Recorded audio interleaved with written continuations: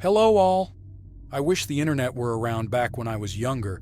Maybe then I wouldn't be living in this constant state of paranoia. But here we are now, so I might as well leave it all on the table. Sorry if this isn't some well-written essay or something. It's just mostly the rambling of an older man trying to make sense of things.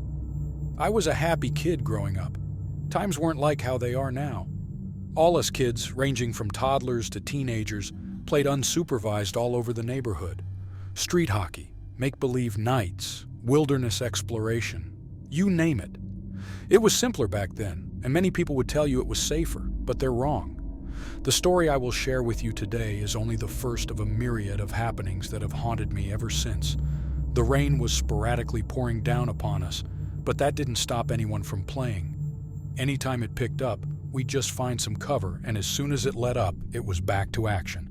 Everyone went about their normal activities as if the sun were beating down on us, and there wasn't a cloud in the sky. But me and my best friend Tim had other ideas. It didn't rain often where we lived, so the two of us reveled in any opportunity we could get to play in it.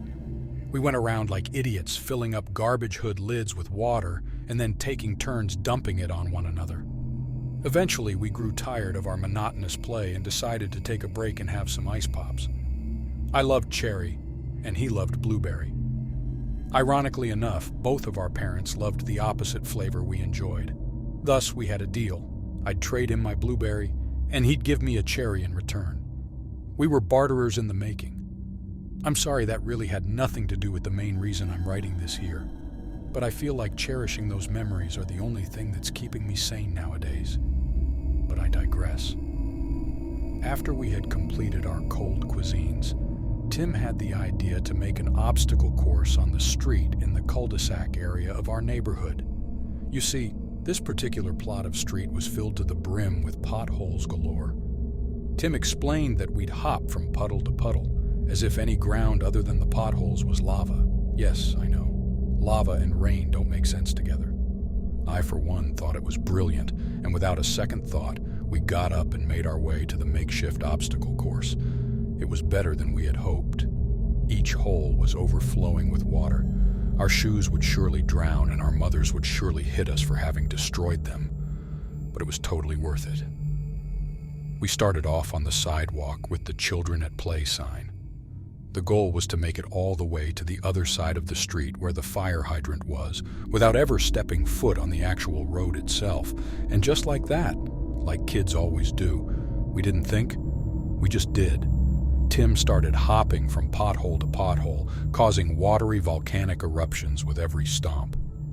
I followed 2 potholes behind, as to not get any water in my eyes that would impede my vision forward. It was exhilarating. Tim and I were whooping and howling the whole way through. Our thundering screams probably annoyed all the people inside their houses, but we didn't care. We were both wailing our heads off, until I was the only one screaming. I watched it all happen, probably less than 10 feet in front of me.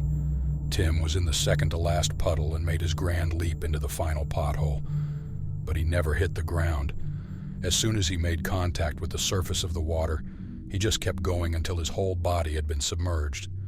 For the first time I can remember, I was absolutely speechless. I stepped out of my pothole and made my way towards the one he had just disappeared into, carefully placing one foot in. The only thing I found was the street just a few inches down. I was so confused. I probably stood there dumbfounded for about a minute before something caught my eye. Directly in front of me was a house that none of us knew about. We always assumed it was some old people because they never came out and we've never seen any kids there. But at that moment, on that day, for whatever particular reason, someone in that house showed themselves. He was a scraggly man, long and lean, almost sickeningly.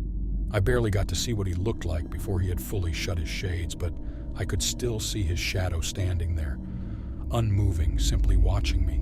Slowly, I could see his hand move up to his head with one finger raised.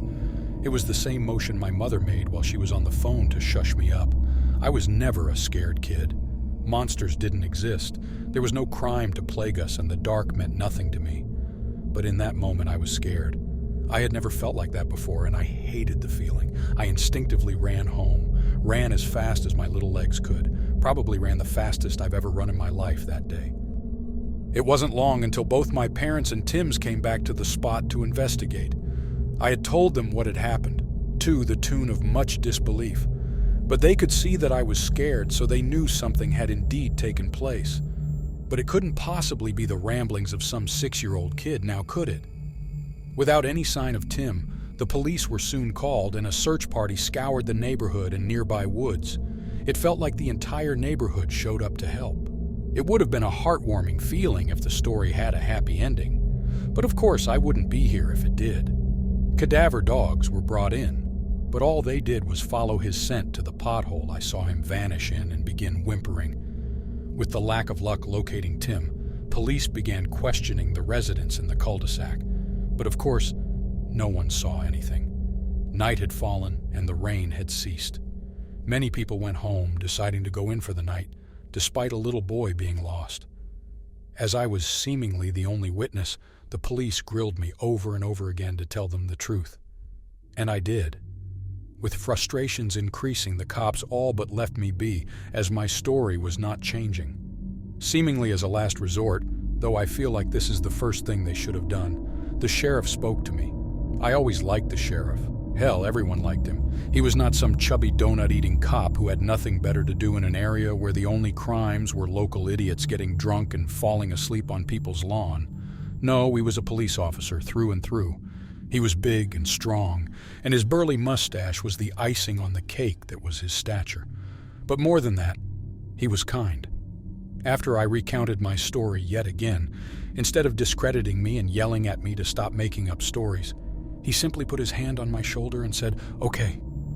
I'm not sure to this day whether he believed me or was just trying to comfort me, but that single word meant a lot. Do you know if anyone else was around when this happened?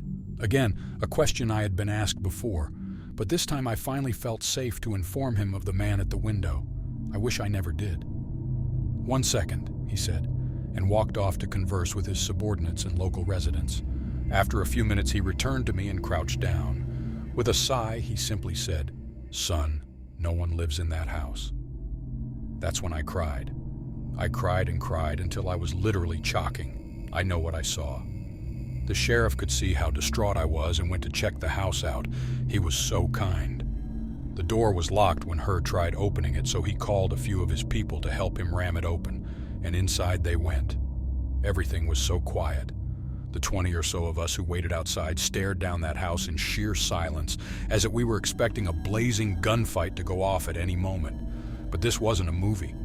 The sheriff and his men walked back out and just shook their heads, and I cried again. It's been decades now. Tim was never found. People moved on.